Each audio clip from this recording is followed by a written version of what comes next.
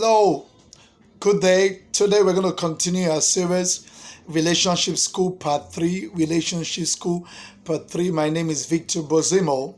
So today we're going to be focusing on what I call the metamorphosis of relationship. The metamorphosis of relationship. In biology, we are being told that metamorphosis actually takes place from one level to the other. And if you're in a relationship, whether you're a single person, you're a married person, a matured single, or you're a divorced person that wants to start afresh, you must understand the metamorphosis of every relationship, and you have to move with the stage.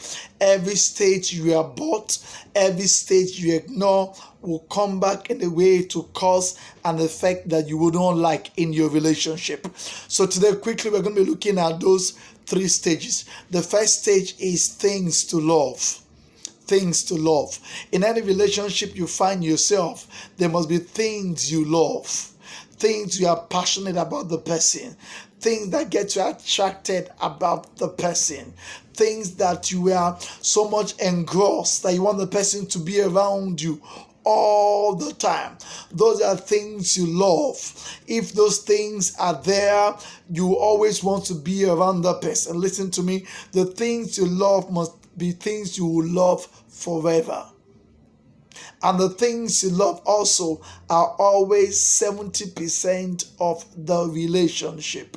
70% of the relationship. So whenever you meet the person, you discuss about the things you love. You are doing a chat. You talk about the things you love. You are making a call through to the person. You talk about the things you love. You miss the person's call. You need to return back the call. You talk about the things you love. That's the foundation of it. You stay with the things you love, and those things you love are always 70%.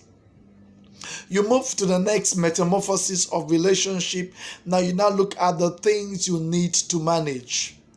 The things you need to manage are always 20%. There are things you need to manage about the person. For example, maybe the person is not properly dressed, and the person says, well, that's how I've been dressing all my life. You need to manage that. You've met them, you've dated them, you are married to them, you need to manage those things. You have to learn management. Every relationship you cannot manage will get out of hand. Every relationship you don't know how to handle, it will handle you back in a negative way. You must know how to manage it in every relationship. Now, things you also need to manage are third party in every relationship. Once you are married, your in-laws and your outlaws are things you need to manage. Friends and family friends, those are things you need to manage.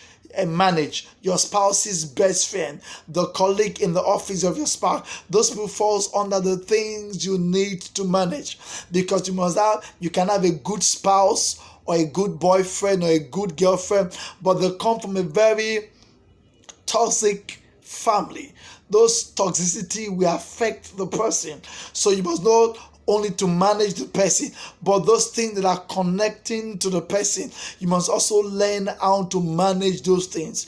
That is why you need to read books about management in relationship. You must manage things. You must manage things. If the person gets angry and the person's anger irritates you, you must know how to manage it. And the things you manage are only 20%.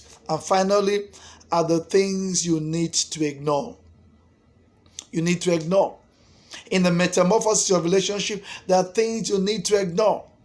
From the time you are meeting them, to the time you are dating them, to the time you are courting them, and you eventually get married to the person, there are things you must always ignore.